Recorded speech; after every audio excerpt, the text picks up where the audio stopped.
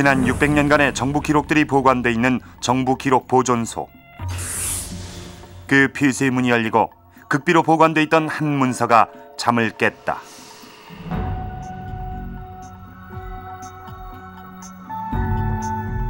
(1979년 7월 6일에) 작성된 청와대 문서. 사우디 내무성 장관 방한 초청 경비란 제목의 문서다. 총 지출 경비 4천여만 원. 초청 인원 총 40명. 그런데 사우디 내무성 장관이란 이는 사실상 사우디의 서열 2위인 나이프 왕자였다. 1979년 5박 6일간 한국에 초대받은 나이프 사우디 왕자. 당시 정부는 왜 사우디에 주목했는가?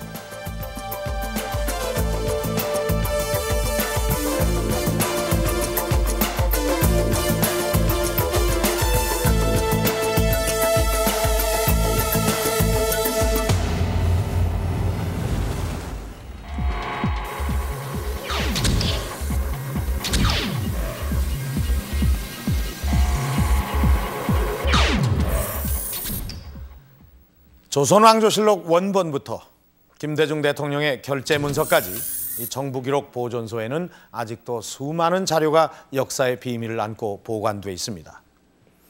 그동안 세상에 공개되지 않았던 이 자료들은 타임캡슐처럼 그 시대의 진실을 품고 과거에 묻혀 있는 셈이죠. 오늘 우리는 그 가운데 또 한 가지의 진실을 열어볼까 합니다. 오늘 주목할 자료는 바로 이 문서입니다. 사우디 내무성 장관 방한 초청 경비라는 제목의 서류인데요. 이 초청에 필요한 경비를 지출해 달라는 내용입니다. 뒷장을 한번 보겠습니다. 자, 여기 보면 이 사우디 내무성 장관에 대한 그 인물 분석이 아주 자세히 나와 있습니다. 이 나이프 내무성 장관은 온건 보수주의자며 공식 서열은 제5위.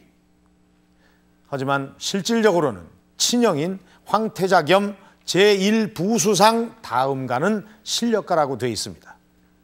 즉 나이프 내무성 장관은 사우디 서열 2위인 왕자였습니다.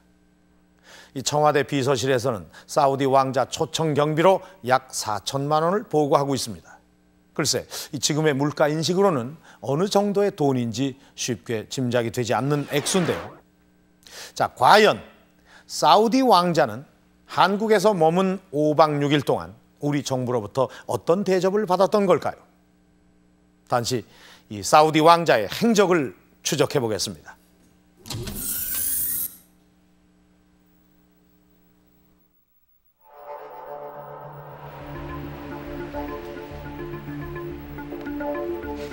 사우디 왕자의 초청 경비 문서는 정부기록 보존소의 대통령 결재 서류 사이에 보관돼 있었다. 문서는 총 3장, 외부인 극비로 다뤄진 문서다. 김계원 당시 비서실장과 박정희 대통령이 결재한 이 서류는 7월 12일에서 17일까지 나이프 왕자와 그의 일행 39명을 초청할 때 쓰일 경비를 보고하고 있다.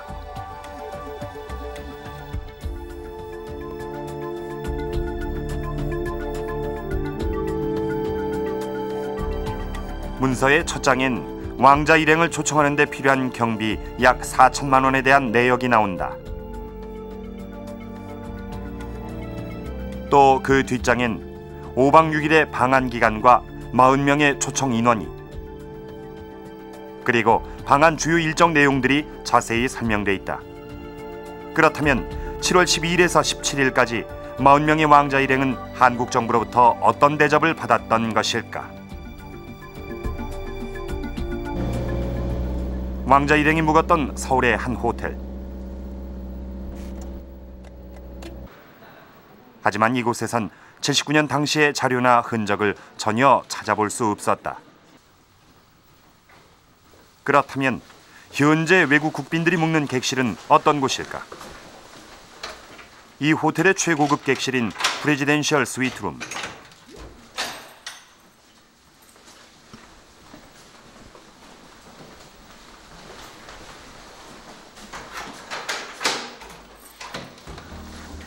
(118평의) 이 객실은 미국 전 부시 대통령과 일본 고이즈미 총리 등 한국을 찾았던 각 나라의 최고 정상들이 머물렀던 곳이다.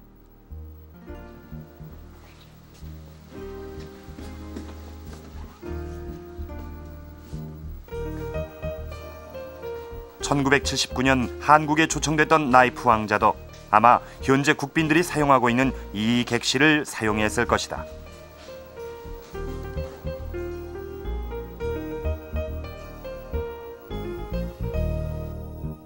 프레지덴셜 스위트룸의 현재 하루 숙박비는 700만 원.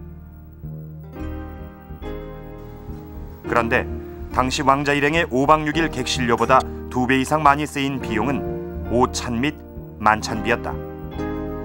연일 접대를 받았다는 얘기다. 왕자의 일정 가운데는 학위 수여란 항목도 눈에 띈다. 나이프 왕자가 한국에서 학위를 받은 곳은 고려대학교. 대학원에서 그에 대한 자료를 찾아보았다. 나이프 사우디 왕자는 이곳에서 어떤 학위를 어떤 이유로 받았던 것일까?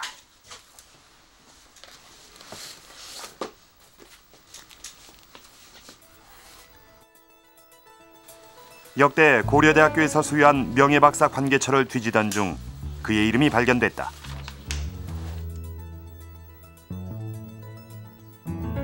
나이프 이븐 압둘 아지즈 알 사우디 왕자. 그가 이곳에서 받은 학위는 명예 법학박사 학위였다. 고려대 측은 이미 보름 전 정부의 요청으로 14명의 심사위원이 모여 나이프 왕자 학위 수여에 대한 심의를 거쳤다. 결과는 전원 찬성.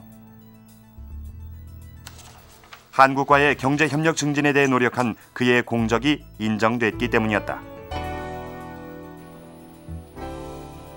하지만 그보다 더 중요한 이유인 듯 공적 서류엔 그가 사우디의 7번째 왕자로 서열 5위란 사실을 덧붙여 놓고 있다. 나이프 사우디 왕자. 79년 방한 당시 그는 한국의 명문대학에서 명예 박사 학위까지 받았던 것이다. 한국 방문 이틀째였던 7월 13일, 나이프 왕자는 한국 이슬람 성원을 방문했다.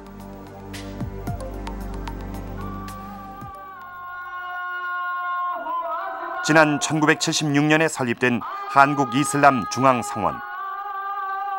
매주 금요일 오후 1시면 어김없이 이슬람 교도들의 주말 합동 예배가 이루어진다.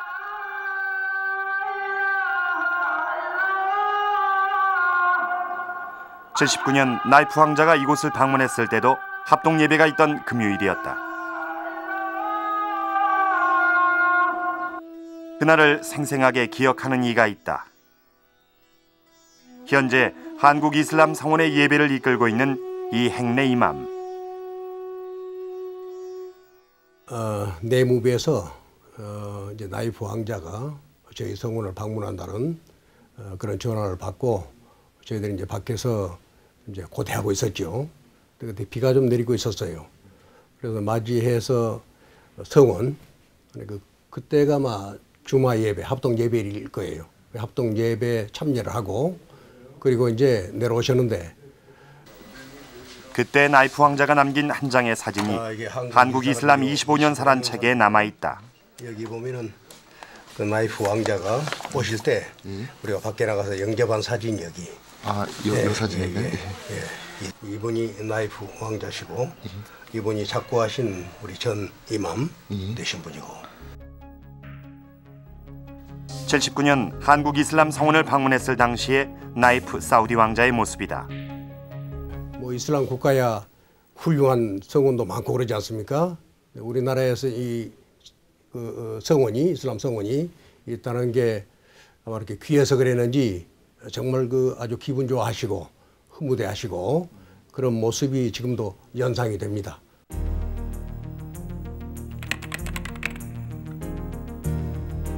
해방 이후 대부분의 영상 자료가 보관돼 있는 KBS 영상 자료실에서 그의 자료를 찾아봤다. 그곳에서 발견된 사우디 왕자에 대한 2권의 흑백 필름.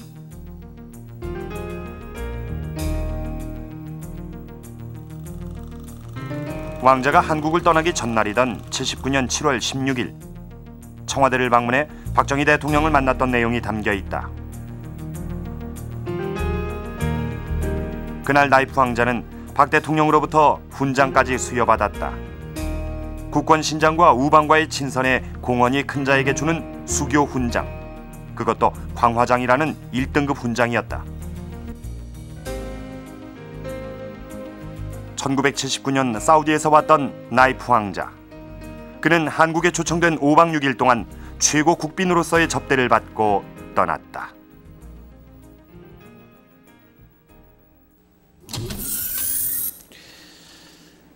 (1979년) 나이프 사우디 왕자는 5박 6일 동안 이 한국에 머물면서 당시 국빈으로서 받을 수 있는 이 최고의 대접과 예우를 받았습니다.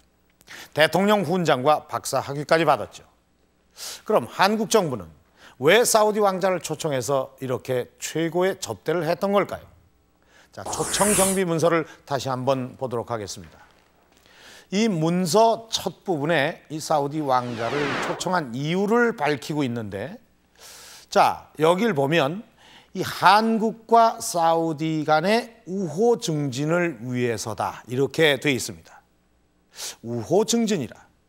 정말 단순히 이 한국과 사우디의 우호 증진을 위해서 이 왕자를 초청했던 것일까요? 그렇다면 왜 하필 이 시기에 사우디와의 우호 증진이 필요했던 걸까요?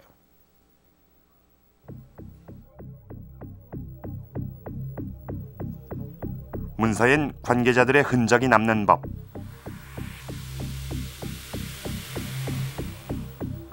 사우디 왕자 방한 초청 경비 문서에도 대통령이야 관계자들의 사인이 남아있다.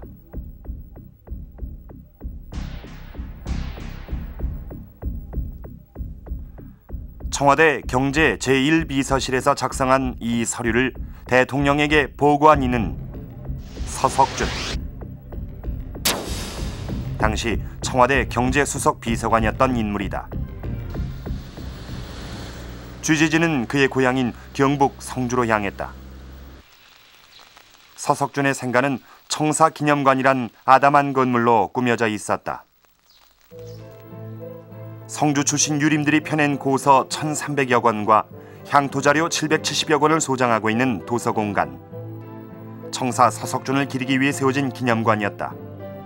경제기획원 차관과 상공부 장관을 거친 그는 1983년 45세의 나이로 최연소 부총리가 되지만 취임한 지 3개월 만에 세상을 떠나고 말았다.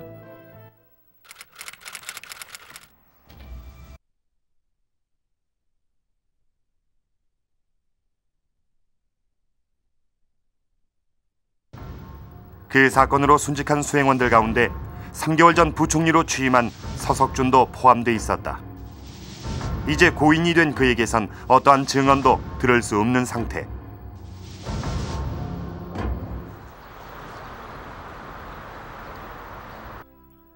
취재진은 그의 유가족을 찾았다. 처남 익재 씨가 아버지의 유품을 조심스럽게 꺼내놨다. 서석준이 생전에 썼던 3권의 일기장이었다.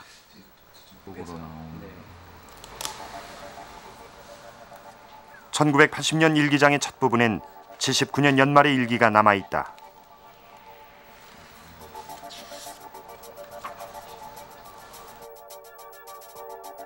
(12월 5일의) 일기엔 청와대에 같이 있던 직원들과 함께 회식을 했다는 내용이 적혀있다. 그리고 박정희 대통령 저격 사건이 있은 지 한 달이 지났을 무렵인 12월 6일 최규화 대통령 권한대행의 피회사에 박정희 대통령에 대한 일자 언급이 없다며 서석준은 인생무상, 정치무상을 느끼고 있다.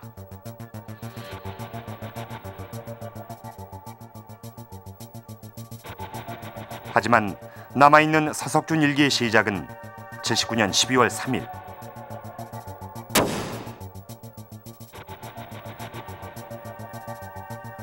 나이프 사우디 왕자를 초청했던 7월의 상황에 대한 기록은 단 한 줄도 찾을 수 없었다.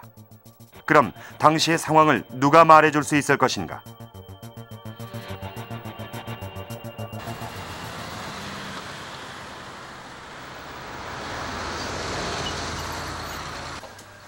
취재진은 79년 사우디 대사로 현지에 머물고 있었던 유양수 씨를 만났다.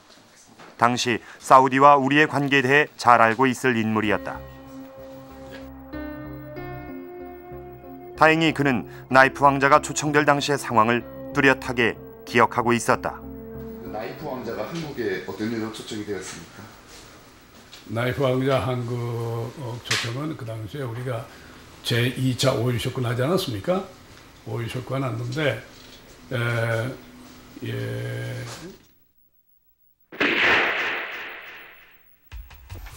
1979년 그 해는 이란의 내부적인 정치 갈등으로 인해 전 세계가 석유 파동을 겪던 때였다. 이슬람의 반정부 인사 호메이니가 팔레비 왕조를 몰아내고 피해 혁명을 주도하는 동안 이란은 석유 생산을 대폭 감축하고 수출을 중단했다. 그로 인해 전 세계의 석유값은 끝없이 폭등했다. 우리나라도 석유 파동에서 예외일 순 없었다. 석유값은 하루가 다르게 치솟았고 국가 경제는 그만큼 곤두박질치고 있었다. 우선 안정적으로 석유를 공급받을 수 있는 통로부터 확보해둘 필요가 있었다. 사우디의 정부의 중요한 정책은 정부 왕자 회의에서 결정을 합니다. 그런 면에서 이제 나이프 왕자가 우리하고 가장 가깝게 지내온 왕자이기 때문에 한국에 어떤 기름에 어려운 문제가 있으면 옆에서 좀 도와달라 하는 그런 뜻도 있고, 그래서 우리가 그 양반 초청해놓고 기름을 달라든지 이런 얘기 한 적은 없습니다. 다만 양국 간의 우호와 친선, 협력 관계 이걸 강화하는데 중점을 두고 그것이 한계죠.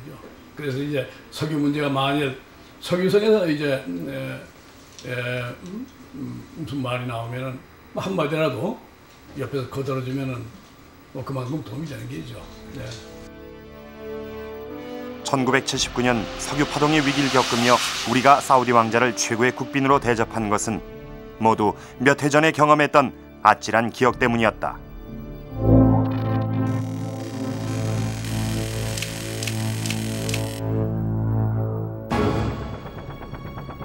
(1973년) 먼 나라로만 느껴졌던 지구 반대편의 중동 지역에서 우리의 경제를 위협하는 한 전쟁이 일어났다.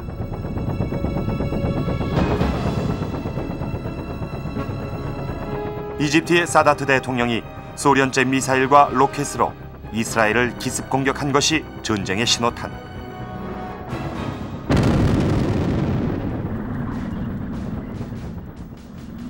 (10월 6일) 제4차 중동전쟁이 일어난 것이다. 이 전쟁은 비록 이스라엘 민족과 아랍 민족 간의 종교전쟁으로 시작했지만 미국이 이스라엘을 원조하면서 전쟁의 성격은 점점 달라지고 있었다.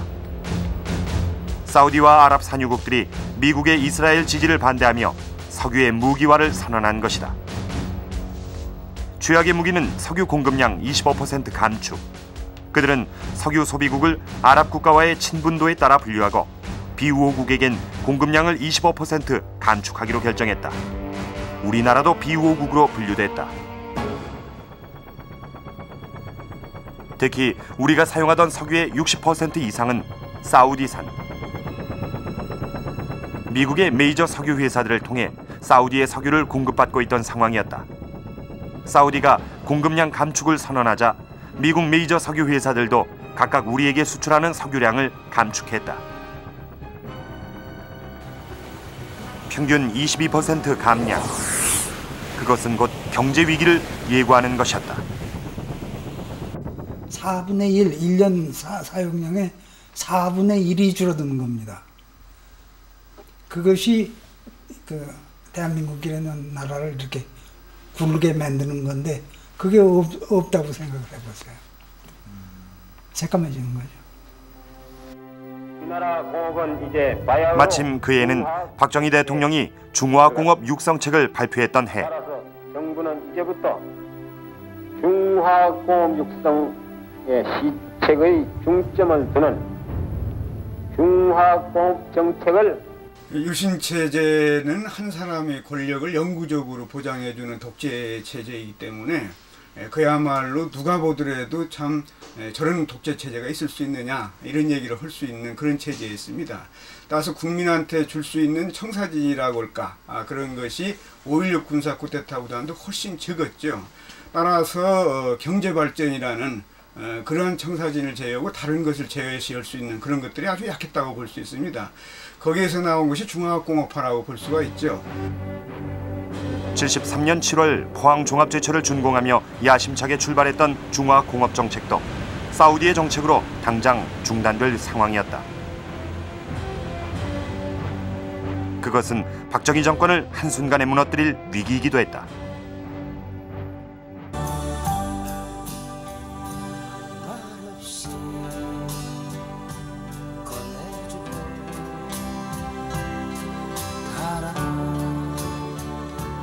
어니언스의 편지가 거리에 울려 퍼지던 73년 겨울.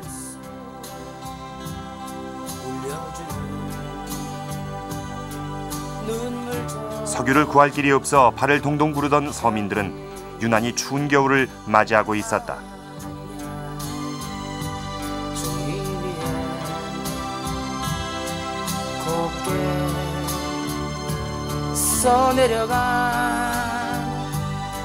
급기야 전 국민이 걷기 운동까지 하게 되는 에너지 위기 상황으로까지 치닫게 된다.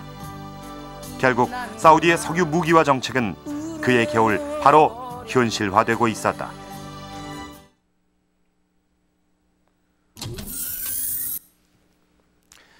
(1970년대) 우리는 두 차례의 석유 파동을 겪었습니다.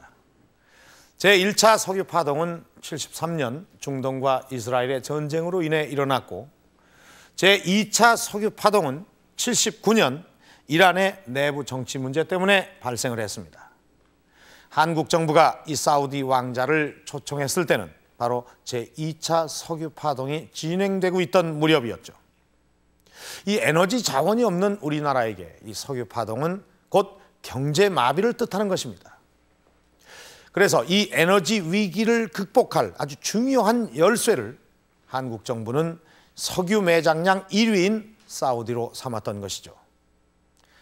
이 두 번에 걸친 석유 파동은 그 원인에 따라서 그 성격을 조금씩 달리하고 있습니다.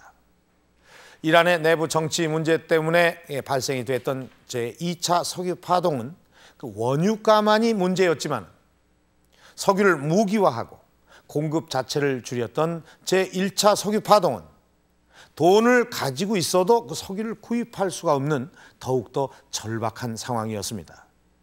우리에게 이 석유를 공급하던 미국의 메이저 석유 회사들마저도 당시 공급량을 평균 22%를 줄이겠다고 통고를 해왔습니다. 자, 곧 기름이 바닥날 상황. 당시 정부는 어떻게 대처를 했었을까요? 정부기록 보존소에서 그 단서를 찾아보도록 하겠습니다.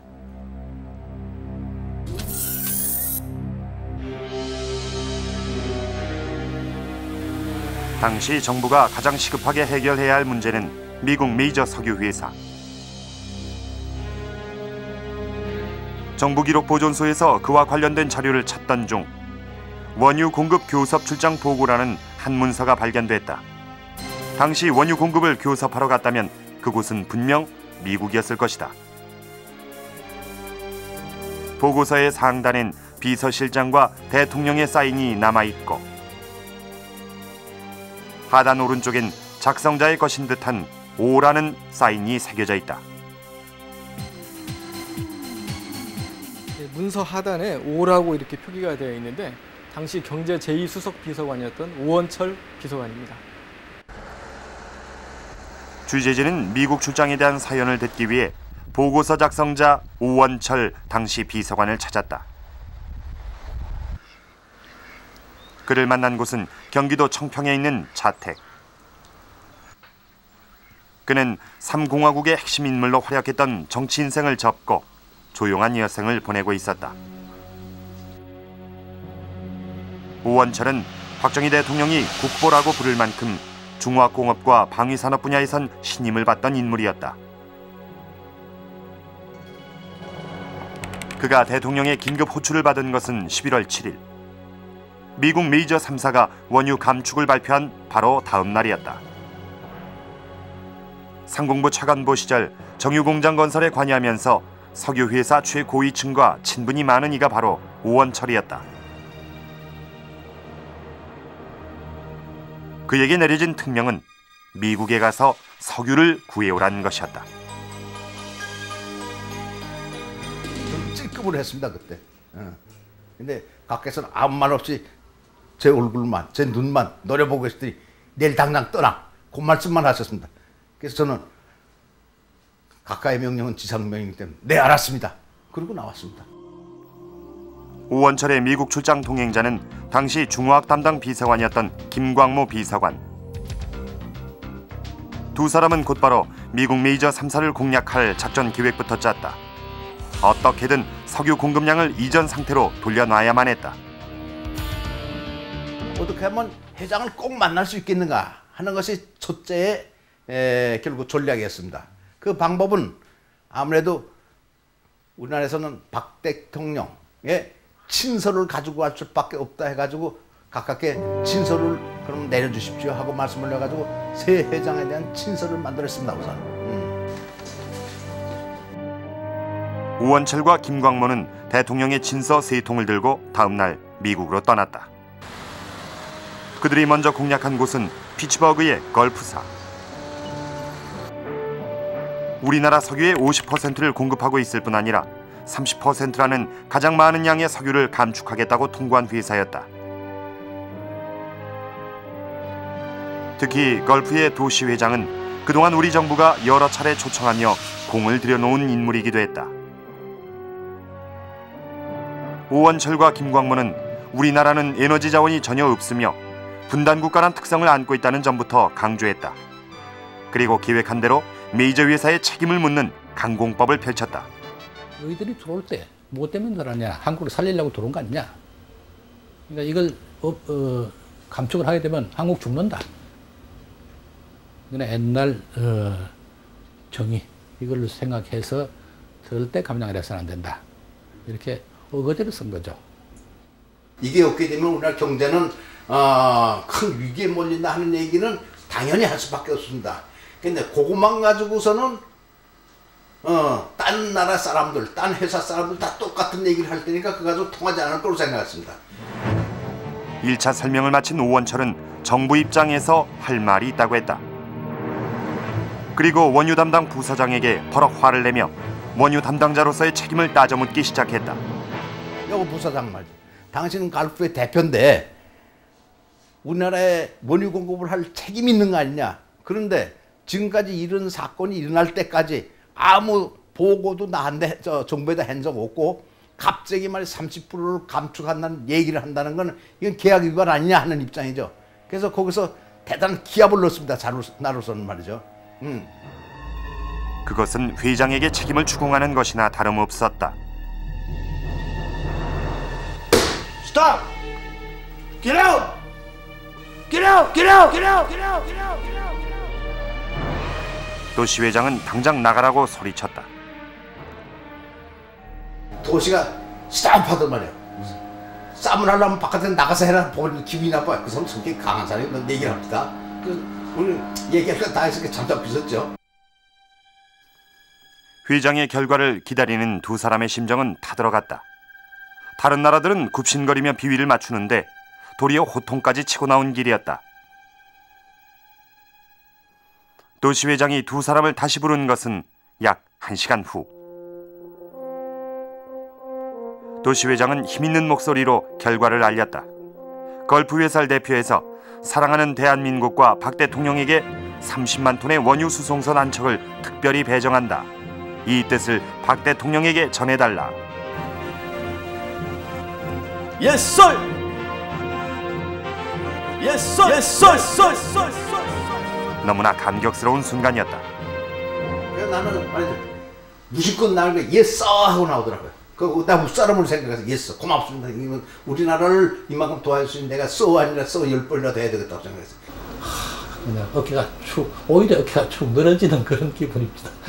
이때까지 긴장을 하고 있다가 해결이 됐구나. 그러니까 미국 출장은 성공적이었다.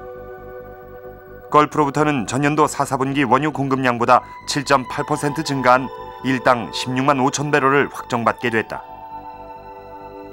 걸프의 결정이 알려지자 칼텍스, 유니온과의 교섭도 순조롭게 진행됐다. 그 결과 우리가 확보한 총 석유량은 하루 31만 6천 배럴, 석유 파동이 이르기 전보다 오히려 25% 증가한 양이었다. 귀국한 즉시 오원철은 대통령에게 결과를 보고했다.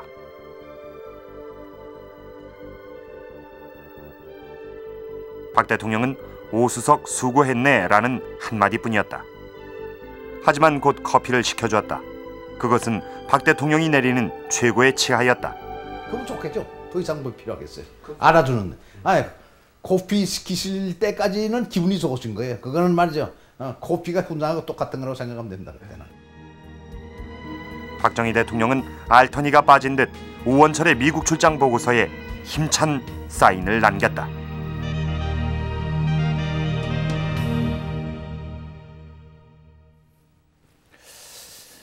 이 박정희 대통령의 사인은 그날의 기분이나 또 사안의 중요성에 따라 조금씩 차이가 났다고 합니다. 자, 여기를 한번 보시죠. 자, 이렇게 이 꼬리 부분이 그려져 있지 않은 이런 형태의 사인이 있습니다. 이런 사인은 박 대통령이 중요하지 않다고 생각하는 그런 서류에 남기는 하급 사인입니다.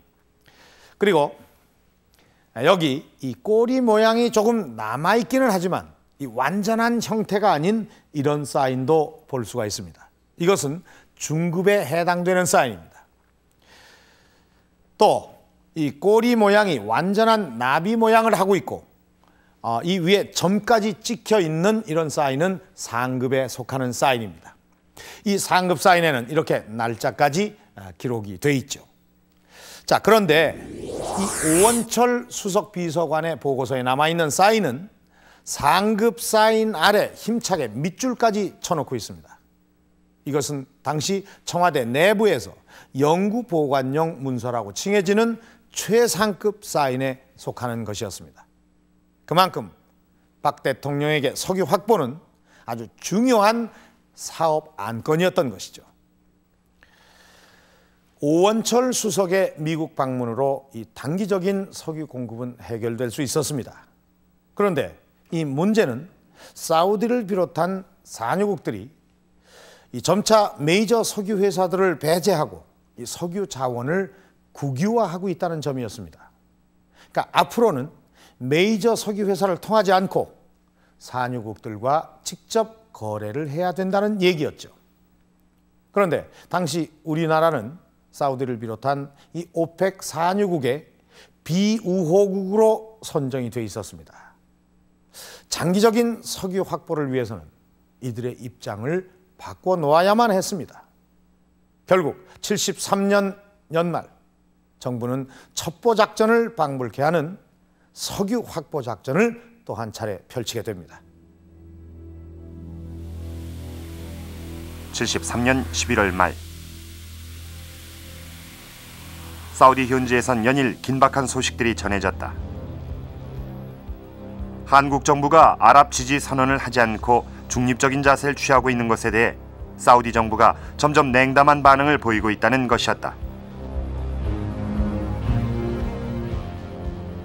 사우디 현지에 있는 외교관들은 우리도 가능한 빨리 아랍 지지 성명을 발표해야만 한다고 이구동성으로 말했다.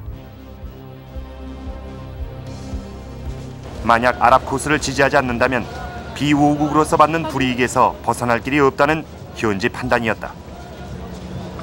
빨리 아랍 코스를 지지해달라. 이제 늦어지니까 난 매일같이 독촉을 하고 우리 정부에서 입장에 곤란하니까 결정이 늦어지고 이런 거였죠. 뭐 특히 우리나라는 그때 경제적으로도 이스라엘의 도움을 많이 받고 있었거든요. 또 미국 눈치도 봐야 되고 그건 쉽지 않았죠. 정부는 일단 아랍 지지 성명을 보류한 채 원유 차별 공급의 희생에서 벗어나기 위한 마쿠 교섭팀을 결성한다. 정부의 입장으로선 교섭을 벌일 수 없는 상황. 유일한 통로는 민간인 뿐이었다. 사전 마쿠 교섭팀으로 지목된 인물은 전민재, 당시 사업차 사우디와 한국으로 가던 한 회사의 사장이었다. 전민재 씨는 해방 이후 석유화학의 개척자라고 불릴 만큼 석유에 대한 해박한 지식을 가지고 있었다. 또한 그에게는 마쿠 교섭팀으로 활약할 최고의 인맥이 있었다. 사업차 오가며 사귄 사우디 고위층 인사들. 당시 한국인으로서 사우디 고위층과 채널을 가지고 있는 사람은 전민재 씨가 유일하다시피 했다.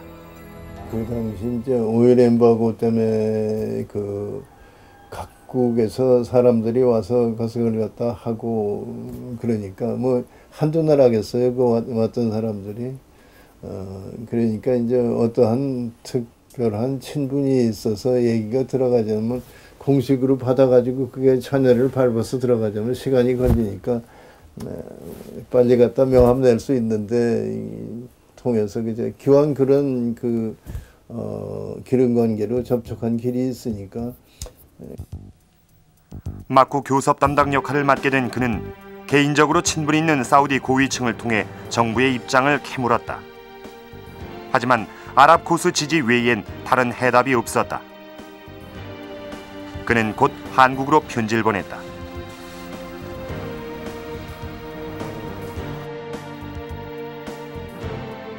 저는 사우디에 돌아와 사태를 예의 관찰하고 있습니다. 소인의 의견은 아랍 지지 성명을 속히 발표하지 않으면 효과가 없겠다는 것입니다. 조속한 조치가 요망됩니다. 전민재. 전민재의 보고가 있은 후 외무부는 당장 아랍의 입장을 지지해야 한다는 안을 내놓았지만 관계부처 장관들은 각각 다른 의견을 내놓고 있었다. 특히 경제 관련 부처 장관들은 외자 도입선이던 미국계 유태인들의 눈치를 볼 수밖에 없는 입장이었다.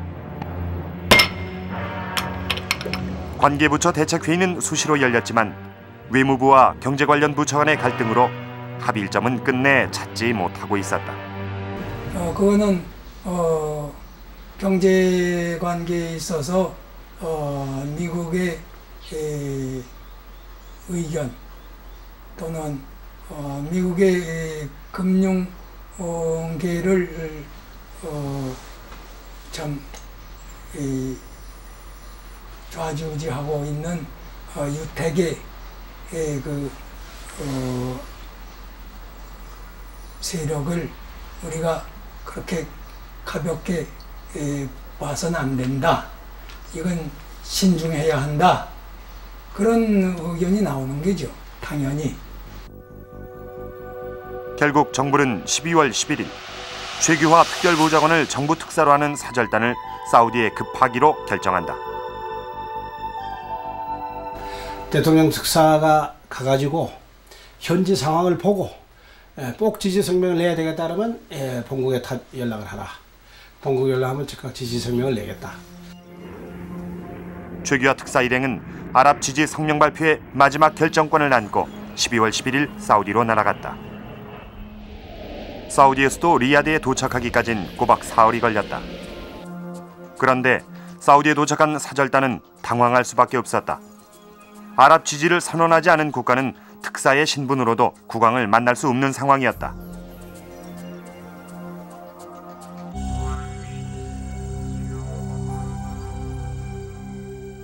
최규화 특사는 국가의 운명을 건 마지막 결단을 내려야만 했다. 그는 곧바로 한국으로 연락했다. 한시라도 빨리 아랍 코스를 지지한다는 내용을 대외적으로 공표하라고 지시한다. 마침내 12월 17일 한국 정부가 중동 사태에 대한 공식 입장을 발표했다. 이스라엘 철수와 팔레스타인 해방을 지지하는 것이 한국 입장의 주 내용이었다. 한국의 아랍 지지 성명이 발표되고 있을 때 외무부는 곤혹스러운 일을 겪고 있었다. 이스라엘 대사가 항의하기 위해 찾아온 것이다. 그들은 한국을 배신자라고 비난했다.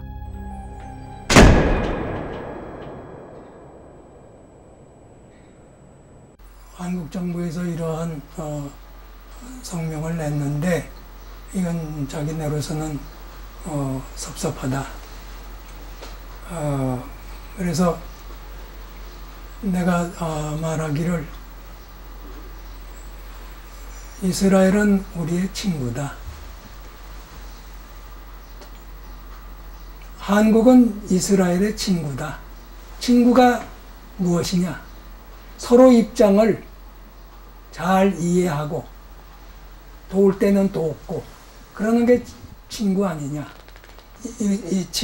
우리의 친구인 이스라엘이 양해해달라. 그렇게 얘기를 한 겁니다.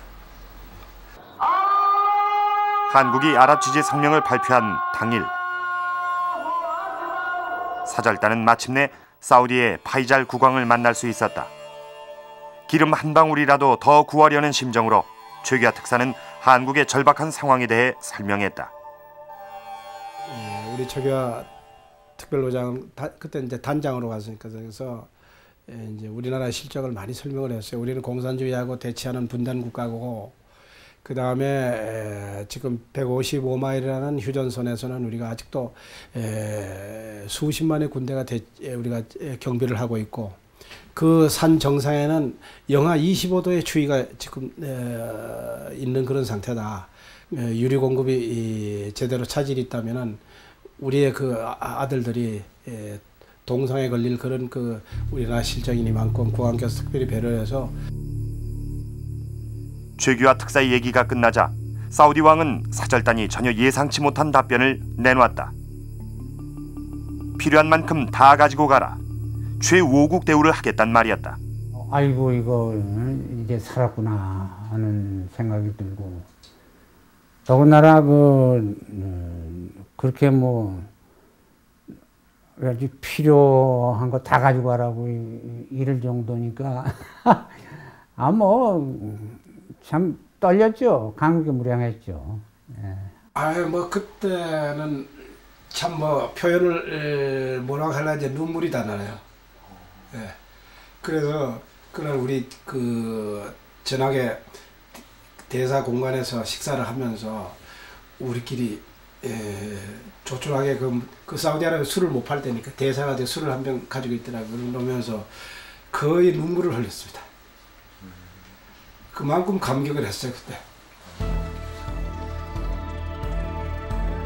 민간인의 신분으로 사우디를 뛰어다니며 막후 교섭을 해준 전민재 씨에게 그의 연말 특별한 선물이 주어졌다.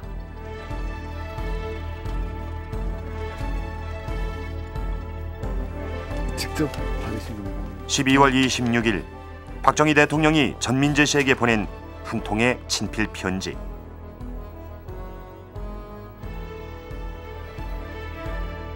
박 대통령은 원유 확보를 위해 동분서주하며 수고한 전민재 사장의 덕으로 어려운 문제를 성공적으로 해결할 수 있었다며 감사하다고 마음을 전하고 있다.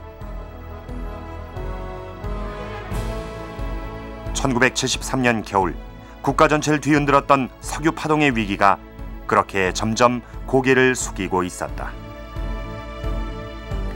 이렇게 극비리에 추진되었던 석유 확보 작전 덕분에 중단됐던 중화공업은 다시 가동됐고 우리 경제는 다시 활기를 찾기 시작했습니다. 결국 한국은 1973년 GNP 13.2%의 성장률을 기록하면서 세계적으로 오일 쇼크의 충격을 가장 적게 받은 나라로 기억이 됩니다. 그런데 1974년이 되면서 우리의 외환 보유고가 점점 바닥나고 있었습니다. 자, 지금 보시는 것은 73년과 74년의 경상수지입니다. 1973년에는 적자가 3억 880만 달러였습니다. 그러던 것이 74년에는 적자가 20억 2270만 달러. 자, 이 같은 결과는 천정부지로 오르던 원유값 때문이었습니다. 원유값이 1년 사이에 4배나 인상되면서 점점 달러 빚만 늘어나게 된 것이죠. 이 적자를 어떻게든 메우지 못하면 우리나라는 곧 부도가 날 판이었습니다.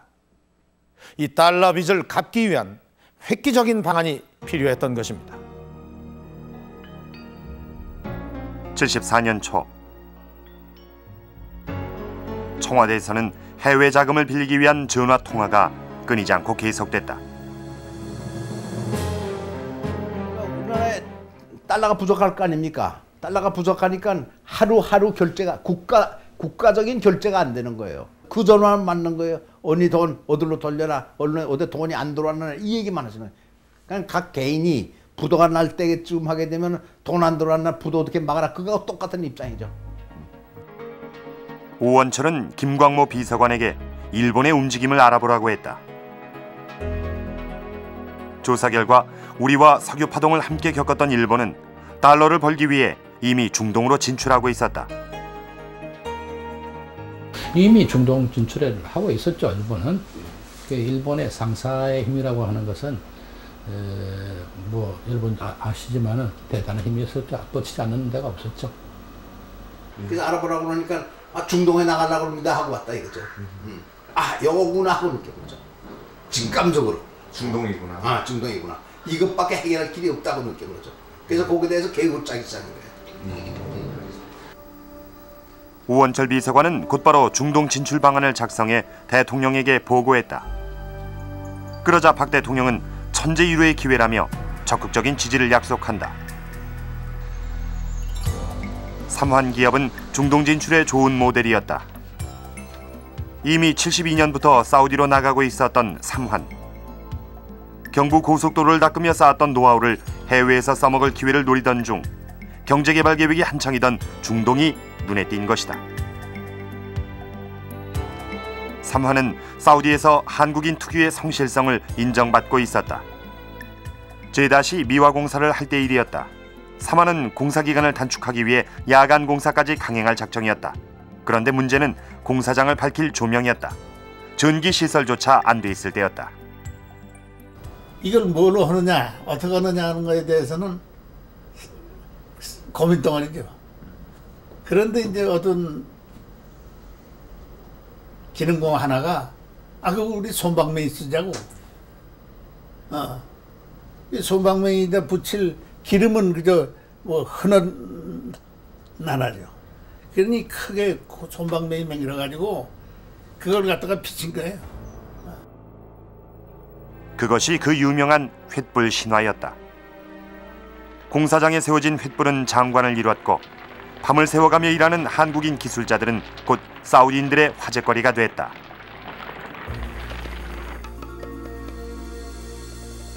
어느 날 이곳을 지나던 사우디 파이잘 국왕도 한밤중에 공사 현장을 환히 밝히고 있던 횃불 광경을 목격했다. 국왕이 이제 뭘 켜놓은 거냐 아까 쭉 그 길 가면서 켜 있었는데 그 뭐런 거냐, 저걸 이상하게 보고 저놈들이 뭐라는 거냐 그런 정도로 생각을 했는지 모르죠. 한국 기술자들의 성실함에 감탄한 파이잘 국왕은 최종환 회장에게 사우디의 칼 한 자루를 선물했다. 이게 어떤 칼입니까? 이 파이잘 왕께서 시장을 통해서 이게 보내온 거예요.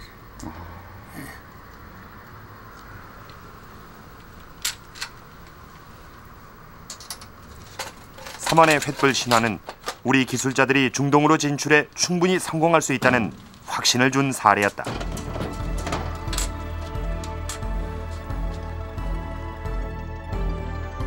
정부는 삼환 기업을 모델로 더 많은 기업들이 중동으로 진출할 수 있도록 지원을 아끼지 않는다. 달러가 모여드는 중동, 그곳이 바로 경제 위기를 극복할 수 있는 한국의 승부처였던 것이다.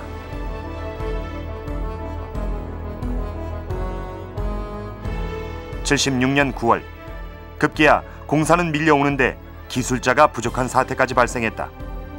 정부는 어린 고등학생들에게 눈을 돌렸다. 전국의 11개 공고를 선정해 2천여 명의 학생들을 6개월간 집중 교육시키기로 한 것이다. 용산공업고등학교도 그중 한 학교였다. 어린 고등학생들이 중동으로 출발한 것은 76년 겨울. 졸업식도 치르지 못한 채였다. 이것이 1970년대 중반기에 교장 선생님한테 사우디에서 교장 선생님께 보낸 한 통의 편지. 편지 아래엔 용산공고 첫 중동 진출반이었던 13명의 학생들 이름이 빼곡히 적혀 있다. 낯선 나라로 떠난 어린 학생들의 심정은 어떠했을까? 김포공항에서 부모님과 집안 식구 그리고 선생님들과 반 그부들의 환송하는 손짓과 어린 자식을 먼 이국 땅에 떠나보내는 어머님의 참한 모습이 눈물에 어릴 뿐입니다. 아무쪼록 폐쇄와 금기의 나라 사우디에서 나 자신과 가족, 모교, 더 나아가서는 조국의 명예를 걸머쥐고 땀을 흘리는 저희들을 위해서 하나님께 기도해 주십시오. 13명을 대표해 편지를 쓴 학생은 당시 19살이던 고영석. 용산공고 총동창회에서 현재 그의 거주지를 찾아봤다. 그가 살고 있는 곳은 경기도 부천. 지금 그에게 사우디는 어떤 곳으로 기억되고 있을까?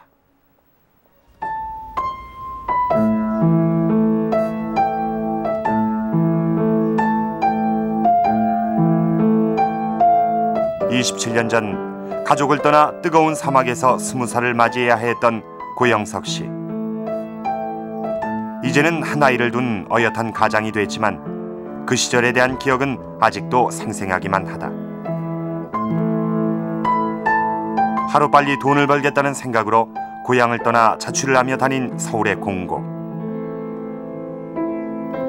졸업을 앞두고 중동 진출의 기회가 왔을 때 구남매의 장남이었던 그는 망설임 없이 사우디행을 선택했다.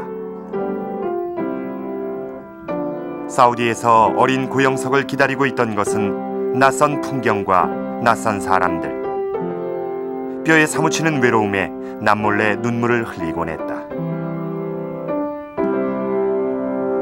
그리고 거기는 이제 기후가 우리나라하고 판이하게 다르기 때문에 그 공기 중에 산소가 부족해요. 그래서 이제 또 일교차도 심하고 그래서 감기를 한번 걸리면 상당히 오래 갑니다. 한 달 가는 것은 보통이고요. 2, 3개월 가거든요. 코피를 제가 한 달간 코피를 쏟은 적이 있어요. 아침마다. 그래서 그게 제일 고통스럽고 기억에 남는 것 같아요. 그래서 그 초기에 처음에 가서 남모르게 많이 울었어요. 힘이 들어가지고.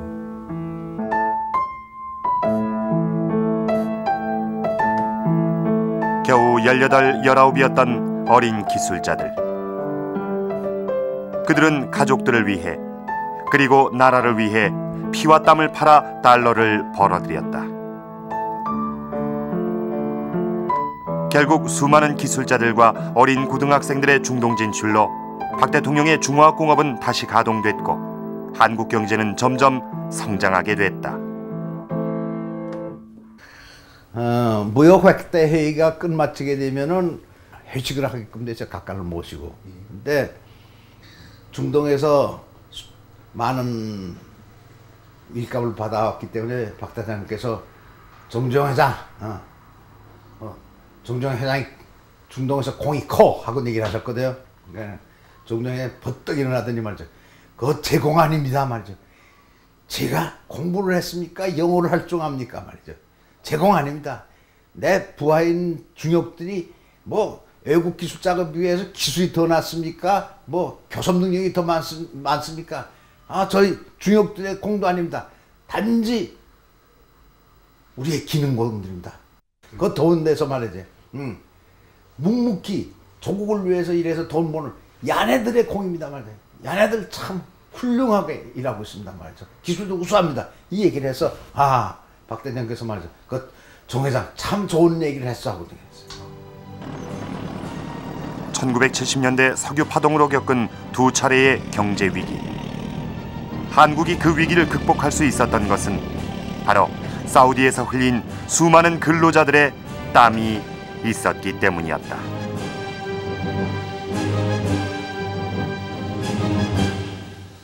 세계 최대 산유국인 사우디아라비아.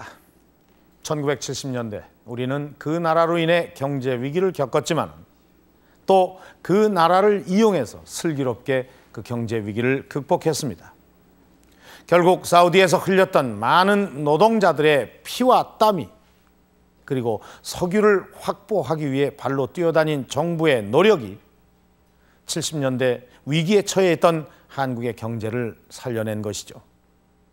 그 이후 우리는 사우디와 지속적인 교류를 맺어서 미국, 일본과 함께 3대 교역국인 나라로 발전을 시켜나갔습니다.